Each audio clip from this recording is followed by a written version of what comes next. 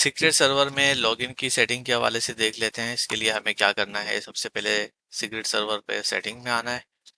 इसके बाद हम यहाँ सर्च कर लेंगे लॉगिन सेटिंग्स। यहाँ से भी आप कर सकते हैं, और अगर आप सेटिंग में जाके सर नेविगेट करेंगे, लॉगिन तक जाएंगे, तो वहाँ पर भी लॉगिन का ऑप्शन आपको मिल जाता है। इसके बाद हम आते हैं यहाँ पर। इसमें हमारे पास कुछ सेटिंग्स हैं, जैसे कि अलाउ रिमेम्बर मी। इसमें क्या होता है कि ये जो एंड यूजर होता है वो अपने पास अगर रिमेम्बर मी का ऑप्शन रखता है तो उसके क्रेडेंशियल जो है वो ब्राउजर पर सेव रहते हैं। इसके बाद है मैक्सिमम लॉगिन फेलियर, कि एंड यूजर जो है वो कितने लॉगिन जो है ना गलत पासवर्ड लगा के लॉगिन कितनी दफा फेल हो सकता है। यूजर लॉग आउट टाइम, कितनी देर तक जो अगर कोई यूजर लॉग आउट हो गया है गलत पासवर्ड लगाने की वजह से, तो कितनी देर के बाद जो है उसको अनलॉक कर दोबारा से ऑप्शन उसका अकाउंट अनलॉक हो जाएगा और उसको रीअटेम्प्ट करने का मौका मिलेगा। इसके बाद एक ऑप्शन आता है इनेबल लॉगिन फेलियर कैप्चा।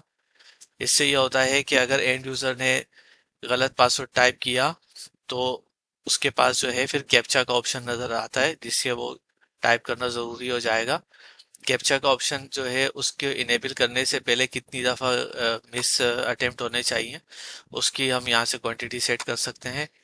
जैसा कि अगर आप यहाँ देख सकते हैं, ये कैप्चा जो आपको नज़र आ रहा होगा, ये ये जब भी यूज़र गलत पासवर्ड अप्लाई करेगा, 2 दफ़ा मैंने भी टू की सेटिंग रखी हुई थी, तो उसके बाद फिर ये ऑप्शन हमारे पास आ जाता है कि एंड यूज़र फिर जब पासवर्ड अप्लाई करेगा सही वाला, तो उसके साथ साथ उसको यहाँ पर ये कैप्चा भी टाइप करना पड़ता है। डिफॉल्ट लॉगिन इसमें ये है कि जो हमारे पास कर रहा होता है, और अगर एक्टिव डायरेक्टरी वगैरह हमने इंटीग्रेट की होती है तो लोकल इंटीग्रेट उससे भी हो सकता है।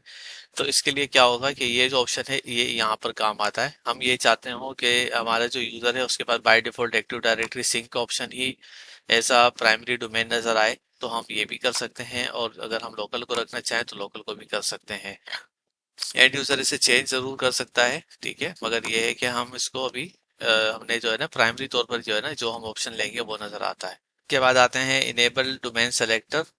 जैसे कि अभी यही ऑप्शन मैंने आपको दिखाया है, उसमें हमारे पास ये ऑप्शंस हैं। अगर मैं डोमेन लेबल कर लेता हूँ तो क्या होगा, तो मैं एक दफ़ा सेव कर लेता हूँ आपको दिखाने के लिए साथ साथ, ताकि आपको डिफरेंस भी साथ साथ पता चलता रहे।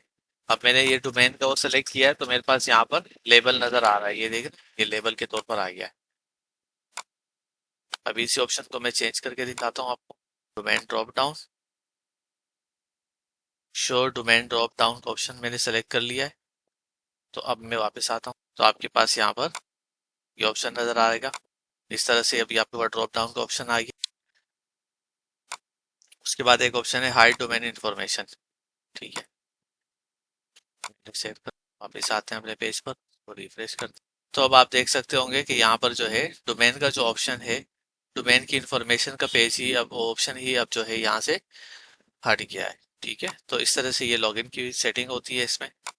उसके बाद जो हमारे पास ऑप्शन है वो है मैक्सिमम कंकरेंट लॉगिन पर यूजर। जगहों पर मल्टीपल लोकेशंस पर जो है ना एंड यूजर लॉगिन कर सकता है, वो हम यहाँ से क्वांटिटी सेट कर सकते हैं। अगर हमने जो क्वांटिटी सेट की होगी उससे जैसे ही काउंट बढ़ेगा, तो आपको प्रीवियस जहाँ पर आपने लॉगिन किया होगा आउट कर देगा। लेट सपोज मैंने यहाँ 1 किया हुआ है, तो अगर मैं अभी किसी और जगह पर अपने इसी अकाउंट से लॉगिन करूंगा तो ये वाला जो मेरा सेशन चल रहा होगा प्रीवियस वाला, वो लॉग आउट हो जाएगा ऑटोमेटिक। इसके बाद हमारे पास एक ऑप्शन है cache AD credentials for when engines are offline.